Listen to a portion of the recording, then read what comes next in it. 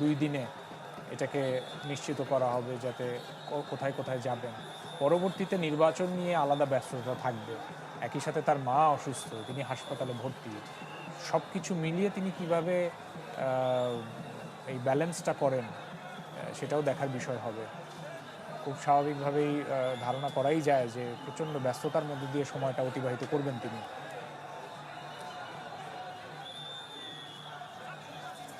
এই মুহূর্তে যে ইউটার্ন নেওয়ার কথা আমরা বলছিলাম, সেই ইউটার্ন নিয়ে ফেলছে গাড়ি বহরটি। বাসটি এরই মধ্যে ঘুরে আসলে এখন 300 ফিটের দিকে এগোবে।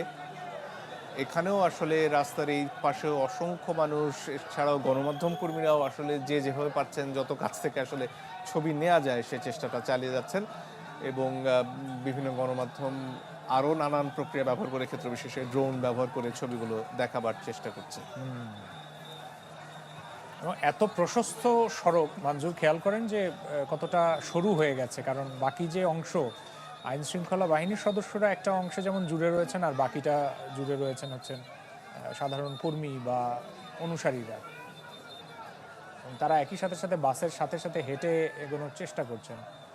আবার ড্রোনের শটগুলো দেখলে আমরা বুঝি যে এই পুরো যাত্রাপথেই ছড়িয়ে ছিটিয়ে রয়েছেন অসংখ্য কর্মী। একটা বিষয় নিশ্চয়ই প্রশংসনীয়, কারণ এই দিনটি তারেক রহমান বেছে নিয়েছেন।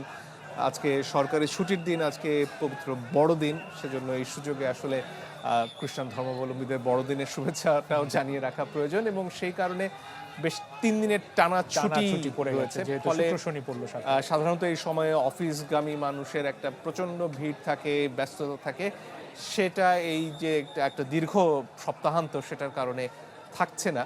ফলে জনভোগান্তি কিছুটা তো হচ্ছেই, এত বড় রাস্তা বন্ধ, কিন্তু সেটা বোধহয় কমিয়ে রাখার ব্যাপারটা বিএনপির বিবেচনায় ছিল, সেজন্যই সম্ভবত আজকের দিনটি বেছে নেওয়া। একই সাথে মনে রাখা প্রয়োজন, তারেক রহমানের মা বেগম খালেদা জিয়া অনেক দিন ধরেই অত্যন্ত অসুস্থ। মাঝখানে একটা কথা হচ্ছিল যে তাকে লন্ডনে নেওয়া হবে কি হবে না, আমরা জানছিলাম যে এয়ার অ্যাম্বুলেন্সেরও প্রস্তুতি নেওয়া হয়েছে, কিন্তু তারপরে চিকিৎসকদের সিদ্ধান্তে তাকে এখানেই রাখার সিদ্ধান্ত হয়। এবং চিকিৎসকরা শেষ পর্যন্ত যেটা জানিয়েছেন যে তিনি তাদের যে চিকিৎসা সেটায় সাড়া দিচ্ছেন। তবে তারেক রহমানের বহুদিন পরে আসলে তার মায়ের সাথে দেখার সুযোগ। এর আগে বেগম জিয়া জুলাই অভ্যুত্থানের পর যখন তিনি আসলে গৃহবন্দী ছিলেন একরকম, সেখান থেকে তিনি মুক্তি পান, তিনি লন্ডনে যান তার সন্তানের সাথে দেখা করতে, সেটাও অত্যন্ত আবেগঘন একটা মুহূর্ত ছিল। এবারে উল্টো চিত্র, তারেক রহমান এই 17 বছর পরে দেশে ফিরলেন এবং এই যে সমাবেশ, সেখানে সংক্ষিপ্ত বক্তব্য তিনি দেবেন বলে আমরা জানতে পারছি। লাইফবয় লিমিটেড এডিশন প্যাক কিনে জিতে নিতে পারেন ফিফা ওয়ার্ল্ড কাপ 2026 টিকিট। সে বক্তব্য রেখেই তিনি চলে যাচ্ছেন এভারকেয়ার হাসপাতালে বেগম জিয়ার সাথে দেখা করতে, এবং তারপর তিনি যাবেন তার জন্য যে নতুন বাসভবন ঠিক করা হয়েছে গুলশানে, সেখানে। সেটাও ইতিমধ্যে প্রস্তুত আছে বলে আমরা জানতে পেরেছি। এবং এটা নিয়ে বেশ কিছু মজার খবর আছে, যেমন তিনি যেখানে বসে আসলে এতদিন রাজনীতি করেছেন, একটা ছোট্ট টেবিল, একটা সাধারণ চেয়ার, অনেকের কাছে পরিচিত হয়ে গেছে। সেই অনেকে বলছেন যে আসলে দেশেও এই যে খুব সাধারণ একটা চিত্র, যেটা অনেক বড় সোফা, অনেক ঝকমকে আলিশান ব্যাপার স্যাপার, সেটার থেকে খানিকটা পরিবর্তন এবার তার দেশের চাল চলনে চলাফেরায় আসবে কিনা সেটা নিয়ে প্রশ্ন করছে, এবং এটা নিয়ে আসলে অনেকেই খুব আগ্রহ নিয়ে অপেক্ষা করছেন। মঞ্জুর, আপনি বলছিলেন যে বেগম জিয়া একরকম বন্দি দশা ছিল, সেখান থেকে তিনি আবার এই বছরের শুরুতেই লন্ডনে গেছেন চিকিৎসার জন্য, সেখান থেকে তিনি ফেরত এসেছেন, আবার গুরুতর অসুস্থ হয়েছেন। আমরা দেখেছি ডাক্তার জুবাইদা রহমান, তিনি বাংলাদেশে আসছেন, আবার তিনি জনাব তারেক রহমানের সাথে দেশে ফিরবেন বলে আবার তিনি ছুটে গেছেন লন্ডনে। খেয়াল করে দেখবেন যে এই যে এত এত ঘটনা প্রবাহ, এই পুরোটা ঘটে গেছে এই গত কয়েক মাসে। বিশেষ করে 2025 সাল শেষ করছি আমরা প্রায়, এই জানুয়ারি থেকে ধরলে এই বছরটায় এক বছরে এত উত্থান পতন বা এত ঘটনা প্রবাহ শেষ কবে আমরা লক্ষ্য করেছি? বিশেষ করে একটা রাজনৈতিক দলে বা একটা এই দলটা, এই পরিবারটার সাথেই যা যা ঘটেছে বা যা যা হয়েছে, সেটা আসলেই মানুষকে উৎসুক করে।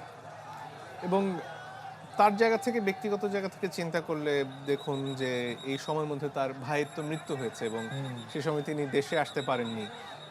ভাইয়ের কবর জিয়ারত করতে পারেনি।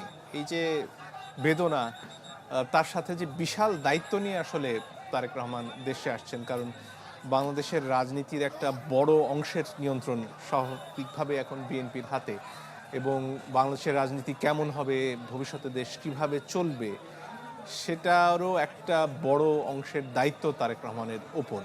ফলে আজকে তিনি কি বলেন বা সামনের দিনগুলোতে তিনি কিভাবে কথা বলেন, কিভাবে তার রাজনৈতিক প্রতিপক্ষ বা বন্ধুদের সামলান, সে প্রশ্নগুলো সামনে আসবে স্বাভাবিকভাবে। আমরা দেখছি যে বিএনপির অন্যতম নেতা জনাব আমিনুল হক, তিনি একসময় দেশের ফুটবলার, তিনি এই গাড়ি বহরের সামনে নিজে হেঁটে হেঁটে এগোচ্ছেন বাকি নেতাকর্মীদেরকে নিয়ে। বেশ আমাদের আলোচিত চরিত্র বলা যায়। সহকর্মী রমিজ হোসেন আমাদের সাথে যোগ দিচ্ছেন। রমিজ, আপনি কি দেখছেন যদি আমাদেরকে জানাতেন বিস্তারিত।